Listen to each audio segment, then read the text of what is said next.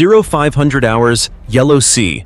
A dense, impenetrable fog sits heavy on the water, erasing the horizon line completely. The ocean heaves with a slow, cold rhythm, slapping black water against the steel hull of the lead Russian destroyer. Salt spray coats the deck railings and drips onto the wet iron plates. On the bridge, the dim red glow of tactical displays illuminates the faces of the watch officers. They stand rigid, their uniforms crisp, eyes locked on the sweeping green line of the radar screens. The air inside the command center is stale, smelling of strong coffee, ozone, and recirculated oxygen. Outside, the silence is absolute, broken only by the wind whistling through the wire communication arrays. High above the cloud layer, a low guttural vibration begins to shake the damp air. 3 German heavy bombers descend through the mist, their navigation lights darken to avoid visual detection. The massive aircraft bank slightly to the left, their turboprop engines droning in a synchronized, deafening rhythm. They level out at 2,000 feet, hunting for visual contact with the surface. The pilots scan the gray soup below, unaware of the tracking beams already painting their fuselages. On the foredeck of the Russian destroyer, the camouflage netting is stripped away by deckhands moving with urgent precision. Hydraulic motors whine as the main battery wakes up. The massive 127mm twin-barrel turret swings 70 degrees to starboard. The metal gears groan under the weight of the cannon. The barrels elevate sharply, pointing blindly into the overcast sky like accusatory fingers. A radar lock tone screeches on the bridge, a harsh electronic pulse that cuts through the quiet. The tracking computer calculates the intercept solution in microseconds. The captain grips the steel railing. He looks at the weapons officer and nods once. The order is silent, but the intent is lethal. 0515 hours, cockpit of lead German bomber, 2,000 feet above the Yellow Sea. The heavy vibration of the fuselage rattles the flight instruments. Condensation drips from the plexiglass canopy as the aircraft punches through the cloud base. Below, the gray water appears in patches through the shredding mist. The cockpit smells of burnt coffee and heated electronics. The drone of the propellers creates a numbing, constant pressure in the ears. The radar warning receiver shrieks. A crimson light flashes on the main console. The co-pilot snaps his head toward the display. The signal strength spikes instantly to maximum. The sensor operator screams "Lock on" into the intercom. The pilot jams the throttle levers forward to the stops. The engines roar, straining against the air resistance. The yoke jerks back. The nose of the massive bomber lifts sluggishly. The aircraft groans under the sudden G-force. Down on the water, the Russian destroyer sheds its disguise. The 127mm turret stabilizes. The barrels track the heat signature of the climbing aircraft. Inside the gun housing, the autoloader rams a high-explosive shell into the breech. The heavy steel block slides shut with a solid metallic clank. Hydraulic fluids hiss as the recoil dampers pressurize. The fire control radar paints the belly of the lead bomber. The Russian gunnery officer depresses the master trigger. The electrical firing circuit closes. A spark ignites the propellant charge. 0516 hours, Yellow Sea. The silence dies violently. The lead destroyer's main gun erupts. A 10-foot tongue of blinding orange flame spews from the barrel, scorching the damp air. The massive recoil shudders through the entire steel frame of the ship. A shockwave slams into the water surface, instantly flattening the waves into a ring of white foam. Spent brass casings the size of fire hydrants clang onto the steel deck, rolling and steaming in the cold morning air. The firing spreads down the line. 2 other Russian warships join the chorus. Their decks flash rhythmically as they pump rounds into the overcast sky. Tracers streak upward like angry meteors, cutting bright red lines through the gray fog. The air screams as high-velocity shells tear through the atmosphere at supersonic speeds. The sound is a continuous, rolling thunder that vibrates in the chest. 2,000 feet above, the sky detonates. The shells fuse and burst directly in the flight path of the bomber formation. Black clouds of smoke blossom instantly, creating a thick, deadly curtain of flak. Jagged shards of hot steel spray outward in expanding cones. The air pressure drops and spikes wildly. The lead German bomber slams into the wall of turbulence. The fuselage bucks and twists. Shrapnel peppers the aluminum skin, sounding like a handful of gravel thrown against a tin roof. A jagged piece of metal rips through the plexiglass nose cone, missing the navigators by inches and embedding itself in the instrument panel. Sparks shower the cockpit floor. 0517 hours, airspace directly above the Russian flotilla. The sky is a chaotic tapestry of black smoke puffs and streaking tracers. The roar of the engines fights against the concussive thuds of the flak bursts. The lead bomber pushes through the smoke, its massive frame shaking violently from the turbulence. A fresh barrage of 127mm shells rises from the sea, converging on the aircraft's predicted flight path. A single shell detonates 3 feet from the bomber's nose. The explosion vaporizes the cockpit instantly. The glass canopy dissolves into dust. The aluminum nose cone shears off, disappearing into the slipstream. The fuselage, now a headless metal tube, pitches forward violently. The sudden aerodynamic failure hammers the airframe. The starboard wing twists upward, unable to bear the load. Rivets pop like gunfire. With a deafening screech of tearing metal, the wing rips away from the body, trailing a stream of ignited fuel. The crippled bomber enters a flat, deathly spin. It cartwheels through the low clouds, shedding debris and engine cowlings. It falls toward the dark water like a stone. The wreck slams into the ocean surface at 300 miles per hour. The impact atomizes the aircraft. A massive geyser of white water.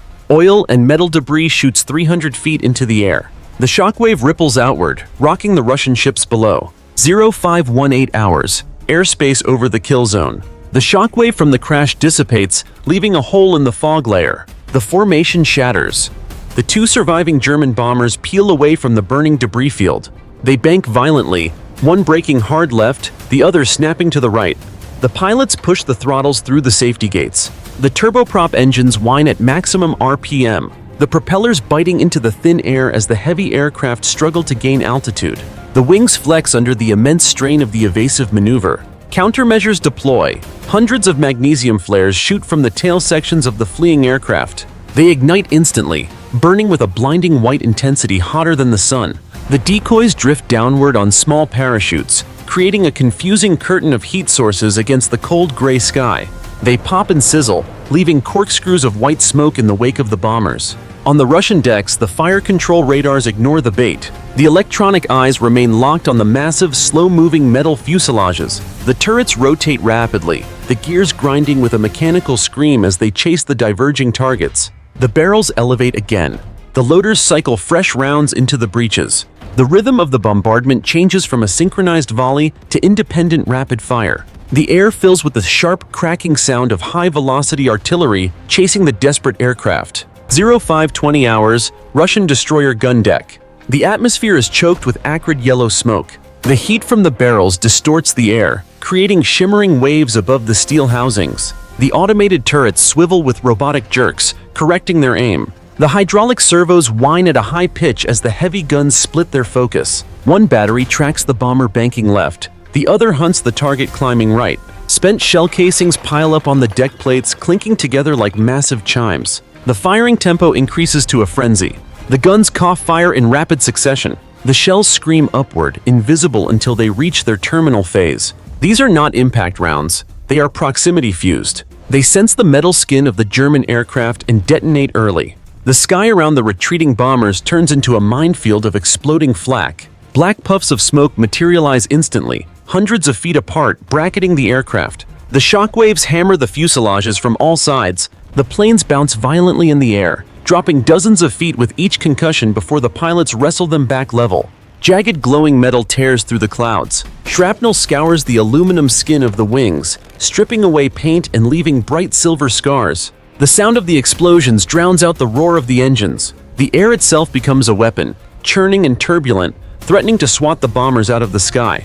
0522 hours, starboard wing of the second German bomber. The aircraft shudders violently as it punches through the turbulent air pockets created by the flak bursts. Inside the cockpit, the master alarm panel lights up like a Christmas tree. The flight controls vibrate so hard they blur in the pilot's grip. The roar of the engines is deafening, straining to pull the heavy airframe out of the kill box. A 127mm shell detonates 20 feet below the right wing.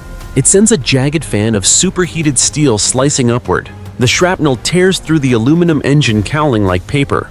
A jagged shard creates a 3-inch gash in the main fuel line. High-octane aviation fuel sprays out under high pressure, coating the white-hot exhaust manifold. The engine nacelle explodes. A fireball erupts, engulfing the entire starboard side of the aircraft. Thick, oily black smoke streaks backward, marking the plane's path against the gray sky. The fire burns with an intense blue-white heat. It eats through the metal skin, exposing the skeletal ribs of the wing. Molten aluminum drips away in liquid streams, sizzling as it hits the slipstream. The propeller continues to spin, fanning the flames into a blowtorch that cooks the hydraulic lines. The pilot slams the fire extinguisher button. A cloud of chemical suppressant blasts into the engine, but the slipstream rips it away instantly. The fire roars louder. 0523 hours, 50 feet above the waves. The structural integrity of the burning bomber fails. The main wing spar, softened by the white-hot jet fuel fire, snaps with a sound like a gunshot. The starboard wing folds upward, wrapping around the fuselage. Lift vanishes instantly. The heavy aircraft rolls inverted, belly up to the gray sky, dragging a thick ribbon of black smoke. It hangs weightless for a split second, then plummets toward the ocean. The fuselage smashes into the water at 200 knots. There is no splash, there is only disintegration. The impact force flattens the aluminum tube against the surface tension of the sea. The fuel tanks rupture and ignite simultaneously. A massive fireball erupts, expanding outward in a perfect sphere of orange flame and black debris. The explosion boils the seawater, sending a cloud of scalding steam rising hundreds of feet into the air. A wall of displaced water rushes outward from the crash site. The artificial tsunami surges across the gap toward the Russian lead ship. The destroyer's bow cuts into the oncoming swell. The ship pitches downward violently, burying its nose into the trough. The wall of water crashes over the foredeck. Tons of gray ocean hammer the steel plating, burying the forward gun turret. White spray explodes upward, lashing against the bridge windows. The steel hull groans under the stress. On the bridge, officers grab handrails and brace against the violent heave. The wiper blades fight uselessly against the deluge of salt water and oil residue raining down on the glass. 0525 hours, airspace above the Yellow Sea. The sky is a graveyard of drifting smoke and falling debris. The final German bomber flies alone. The pilot hauls the control yoke into his stomach, throwing the heavy aircraft into a desperate, corkscrewing dive toward the deck. The engines scream at redline, the propellers blurring into invisible discs of force. The airframe groans under the G-load, rivets straining against the aluminum skin. The cockpit is a cacophony of alarms. The radar warning receiver emits a continuous high-pitched wail, indicating a hard lock from multiple surface sources. Through the canopy, the ocean rushes up to meet the plane, a blur of dark gray water and whitecaps. On the surface, the three Russian destroyers synchronize their fire control solutions. The turret gears grind as they lower the elevation. The barrels track the diving target with mechanical coldness. The triangulation is perfect. The gunnery officers do not fire blindly. They lay a predicted curtain of steel directly in the bomber's descent path. The muzzles flash in unison. A fresh volley of 127mm shells punches through the mist, converging on a single point in space. The bomber flies into a wall of physics. The air around the fuselage detonates. 3 proximity shells burst simultaneously on the port side, shredding the wingtip. The pilot kicks the rudder, trying to compensate for the loss of lift. It is too late. A 4th shell strikes the fuselage directly, just aft of the wing root. The explosion is absolute. The high-explosive warhead detonates inside the main structural spine of the aircraft. The blast waves shear the titanium keel beams instantly. The bomber snaps in half midair. The nose section, still powered by the screaming engines, pitches violently upward, tumbling end over end. The tail section, severed and dead, drops like a stone. Fuel lines rupture, atomizing thousands of gallons of aviation gas into a fine mist. The sparks from the severed electrical cables ignite the cloud. A massive, rolling sphere of fire swallows both halves of the broken machine. The cockpit section spins out of the fireball, charred and smoking. It loses all momentum at 500 feet. Gravity claims the wreckage. The twisted metal carcass slams into the ocean surface, skipping once across the waves before digging in and tearing itself apart. The tail section follows seconds later, spearing vertically into the water and vanishing beneath the surface in a cauldron of bubbles and oil. 0530 hours, Yellow Sea. The thunder of artillery fades, replaced by the rhythmic slapping of waves and the hissing of extinguishing metal. The ocean surface is a scarred landscape of destruction.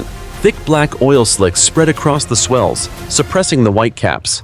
Patches of aviation fuel continue to burn, casting flickering orange reflections on the dark water. Debris litters the area for 2 square miles. Shredded life rafts, seat cushions, and twisted pieces of fuselage bob in the current. A single heavy landing gear strut floats briefly before filling with water and sinking into the black depths. The lead Russian destroyer cuts through the center of the wreckage field. Its steel bow pushes aside a scorched section of a German wing. The metal scrapes along the hull with a hollow groan. Sailors on the deck stand at the rails, their faces illuminated by the dying fires. They hold assault rifles ready, scanning the water for movement. There is no movement, there are no survivors. The only sound is the drone of the ship's engines and the crackle of burning composite materials drifting past. On the bridge, the captain lowers his heavy binoculars. He looks at the tactical display. The sky is empty. The radar sweep shows a clear horizon. He gives a hand signal to the helm. The wheel spins. The massive warship leans into a hard turn, its wake churning up the oil-slicked water. The flotilla falls into formation behind the flagship.